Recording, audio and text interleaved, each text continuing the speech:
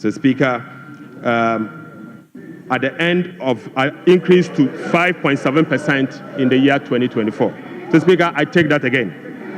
Mr. Speaker, provisional 2024 GDP statistics published by the Ghana Statistical Service on the 10th of March 2025 show that overall GDP growth grew by 5.7% of GDP in the year 2027, compared to the growth rate of 3.1% recorded over the same period.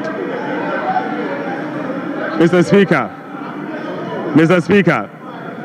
the key driver of this growth was largely coming from gold mine, Mr. Speaker, including Galamsey. Including Galamsey. Mr. Speaker, Galamsey growth cannot be sustainable. Mr. Speaker, non-oil GDP growth.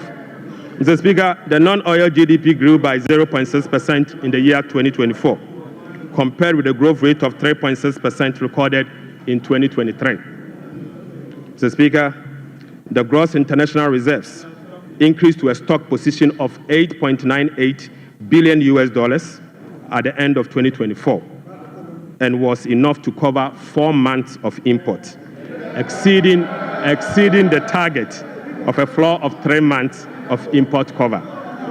At the end of 2024, the currency had depreciated by 19.2% against the US dollars, 17.8% against the British pound, Mr. Speaker, and it had depreciated by 13.7% against the euro. Mr. Speaker, Right Honorable Speaker, it is what it is.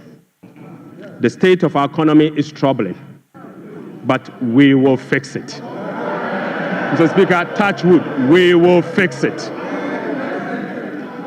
But Mr. Speaker, it will require some sacrifices, truthfulness, transparency, and discipline. We will take strong measures to confront the situation head on. Mr. Speaker, the sacrifice must come from all stakeholders, beginning with the government.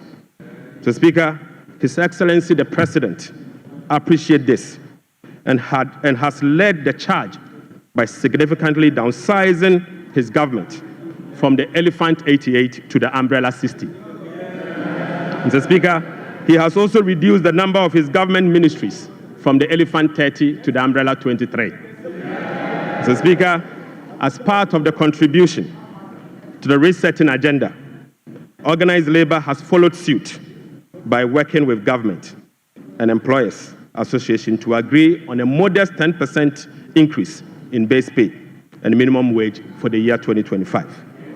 Right Honorable Speaker, on behalf of His Excellency the President, I would like to express my profound gratitude to organized labor and employers.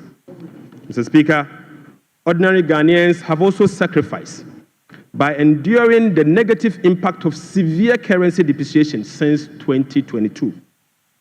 Hyperinflation, high food inflation, principal and interest haircut, soaring interest rates, among others.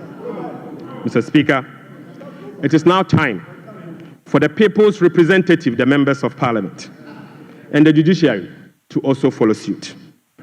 I would like to call on all other stakeholders, including the business community, faith-based organizations, academia, and civil society to support this national call.